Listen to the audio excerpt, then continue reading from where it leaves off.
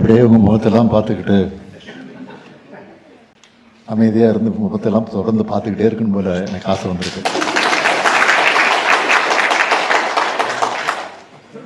இப்படிதான் ஒரு முறை எங்களை எல்லாம் ஆளாக்கிய நம்முடைய ஒப்பற்ற தலைவர் பேரறிஞர் பெருந்தகை அறிஞர் அண்ணா அவர்கள் ஒரு கூட்டத்தில் பேசுகிற போது சொன்னார். அதில் குறிப்பாக மலேசியா, சிங்கப்பூர் போன்ற நாடுகளுக்கு சென்ற போது இதை குறிப்பிட்டு சொல்லியிருக்கிறார். 2 நிமிஷம் பேசாமல் இருந்திருக்கிறார். எல்லாருக்கும் கொஞ்சம் வேப்பாகி போயிடுச்சு. ஏன்னா உடம்பு சரியில்லையா, தொண்டை கிட்ட சரியில்லையா அப்படின்னு. அதுக்கப்புறம் பேச ஆரம்பிச்சிருக்கிறாரு. அந்த உணர்வு தான் எனக்கு இப்போ ஏற்பட்டிருக்கு. முதல்ல எல்லாருக்கும் ஒரு அன்பான வணக்கம். எல்லாம் நல்லா இருக்கீங்களா? மகிழ்ச்சி. ஜெர்மனியில் நடைபெறக்கூடிய இந்த மாபெரும் தமிழ் கனவு நிகழ்வில் பங்கேற்றிருக்கக்கூடிய மாண்புமிகு தொழில்துறை அமைச்சர் அருமை தம்பி டிஆர்பி ராஜா அவர்களே, ஜெர்மனிக்கான இந்திய தூதரகத்திலிருந்து வந்திருக்கக்கூடிய மதிப்பிற்குரிய திரு அபிஷேக் துவே உள்ளிட்ட தூதரக அதிகாரிகளே, அரசு செயலாளர்கள் அருண்ராஜ் ஐஏஎஸ் அவர்களே, தாரேஸ் அகமது ஐஏஎஸ் அவர்களே, இந்த நிகழ்வை சிறப்பாக ஒருங்கிணைத்திருக்கக்கூடிய வெளிநாடு வாழ் இந்திய தமிழ் சங்கத்தினுடைய நிர்வாகிகளே, ஜெர்மனி மட்டுமல்ல பல்வேறு ஐரோப்பிய நாட்டிலிருந்து வருகை தந்திருக்கக்கூடிய தமிழ் உடன்பிறப்புகளே,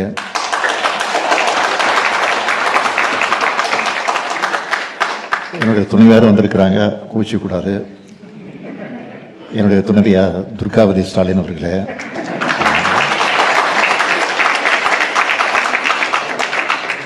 என் உயிரோடு கலந்திருக்கக்கூடிய தலைவர் கலைஞர் அவர்களின் உயிரினும் உயிரான அன்பு உடன்பிறப்புகளே, வணக்கம்.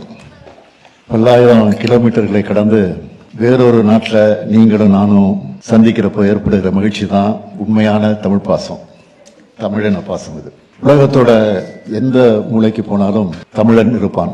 தமிழ் குரலை கேட்கலாம்னு சொல்ற அளவுக்கு உலகெல்லாம் பரவி தன்னோட அறிவால் உழைப்பால் உயர்ந்திருக்கக்கூடிய இனம்தான் நம்முடைய தமிழினம். நம்முடைய தமிழினத்திற்கு இதுதான் மிகப்பெரிய பெருமையாக விளங்கி கொண்டிருக்கிறது. நில எல்லைகளையும் கடல் எல்லைகளையும் நம்மை பிரித்தாலும் மொழியும் இனமும் நம்மை இணைக்கிறது. கண்டங்களை கடந்து விட்டாலும் நம்மோட தொப்புள் கொடி அருந்து விடவில்லை.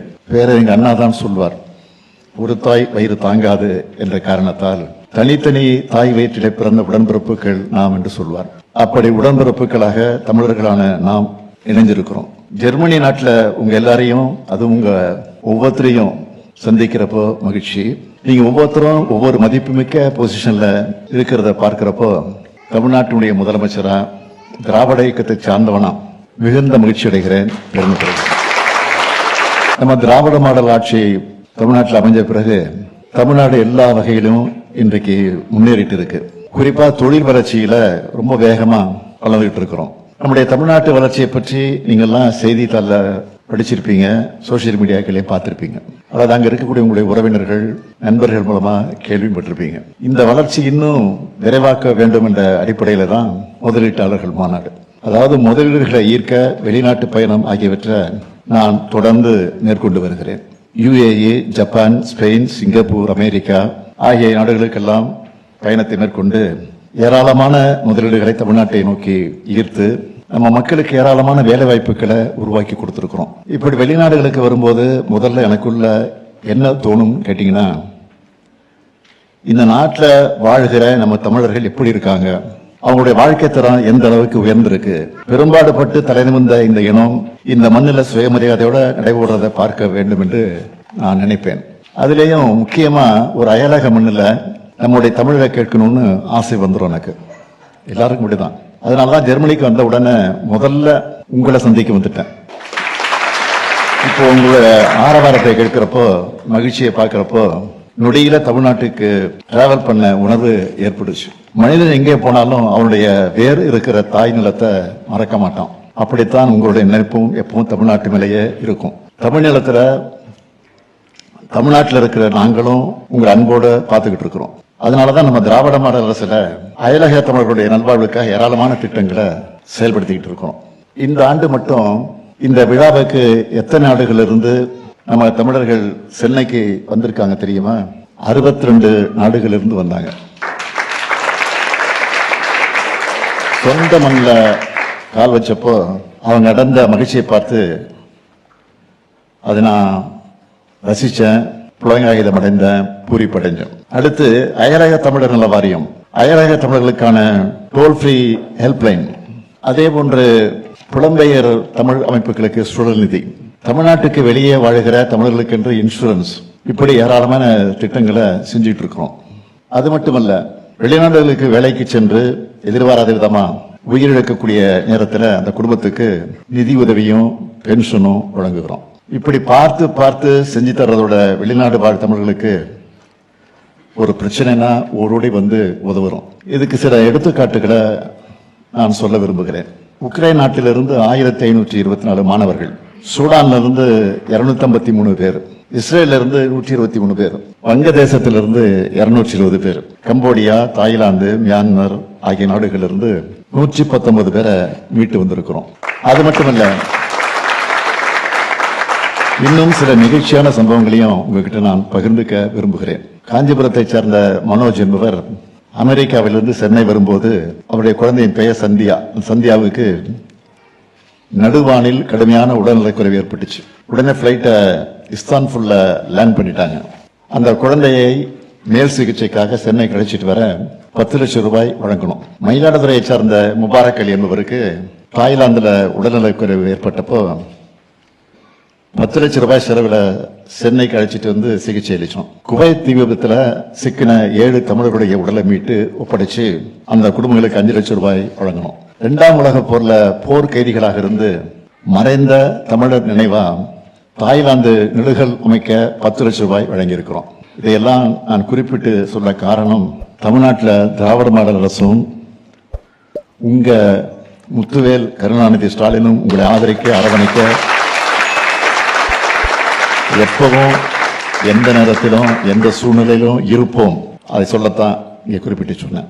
இதை கேட்கும் போது வெளிநாடுகளில் அல்லல் படுகிற யாராவது ஒருத்தருக்கு நம்பிக்கை பிறக்கும், அவங்களுக்கும் உதவ நமக்கு ஒரு வாய்ப்பு கிடைக்கும்னு அதற்காகத்தான் இது சொல்றேன். இப்போ நான் சொன்ன முன்னெடுப்புகள் எல்லாத்தையும் விட மிக முக்கியமான திட்டம் தான் வேர்களை தேடி திட்டம். வெளிநாடுகளிலேயே செட்டில் ஆகிட்ட சிலர் மண்ணை விட்டு பிரிஞ்சு தூர தேசத்துக்கு வந்துட்டோம். இனி இந்த சொந்தம் அவ்வளவுதானா? உங்களுக்குள்ள நிச்சயம் இது ஏற்பட்டிருக்கும். அப்படிப்பட்ட புலமைந்த தமிழர்களோட குழந்தைகளை, மாணவர்களை நம்ம தமிழ்நாட்டுக்கு அழைச்சிட்டு போய் நம்ம மரபோட வேர்களை அறிமுகம் செஞ்சுட்டு இருக்கோம். 2023ஆம் ஆண்டு தொடங்கப்பட்ட இந்த திட்டத்தில் இதுவரைக்கும் 15 நாடுகளிலிருந்து 292 பேர் தமிழ்நாட்டுக்கு வந்திருக்காங்க. சில தலைமுறைகளா விட்டு போன சொந்தங்களை தேடி கண்டுபிடிச்சு உருகி இருக்காங்க. அவங்க கண்களிலிருந்து வழிஞ்ச கண்ணீரும் அவங்க மனசுல தேங்கி நின்ன பாசமும் தான் இந்த திட்டத்தோட நோக்கத்துக்கு கிடைச்ச வெற்றின்னு நான் நினைக்கிறேன்.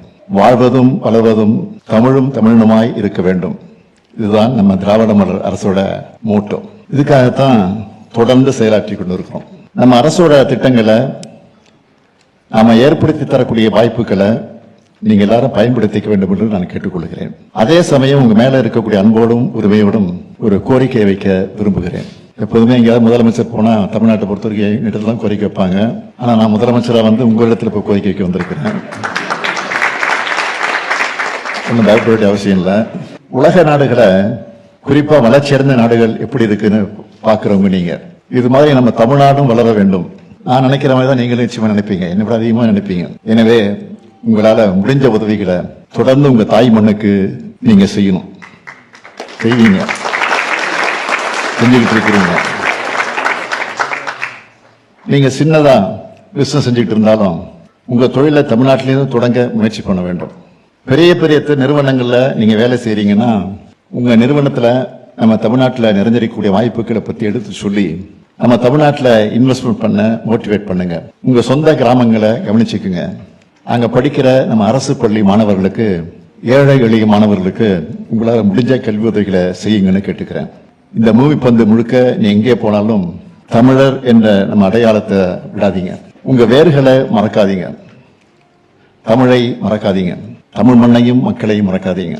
ஆண்டுக்கு ஒரு முறையாவது தமிழ்நாட்டுக்கு குழந்தைகளோடு வாங்க. தமிழ்நாட்டோட வளர்ச்சியை, மாற்றத்தை பாருங்க. நம்ம பண்பாட்டை, வரலாற்றை, அரசியல் எழுச்சியை எடுத்துச் சொல்லும் கீழடி அருங்காட்சியகம், பொருணை அருங்காட்சியகம், கலைஞர் உலகம்னு ஏராளமா இடங்கள் இருக்கு. அதையெல்லாம் நீங்க மட்டும் இல்ல, உங்க குழந்தைகளுக்கும் சுற்றி காண்பிச்சு நம்ம வரலாற்றை எடுத்து சொல்லுங்க. உங்க வரலா உங்க குடும்பத்தில் ஒருத்தனா இந்த முத்துவேல் கருணாநிதி ஸ்டாலின் உங்களுக்காக தமிழ்நாட்டில் இருக்கேன். குடும்பத்தோடு இங்கே வந்து இந்த மறக்க முடியாத வரவேற்பை கொடுத்திருக்கக்கூடிய உங்களுக்கெல்லாம் நன்றி நன்றி நன்றி. விடைபெறுகிறேன். வணக்கம்.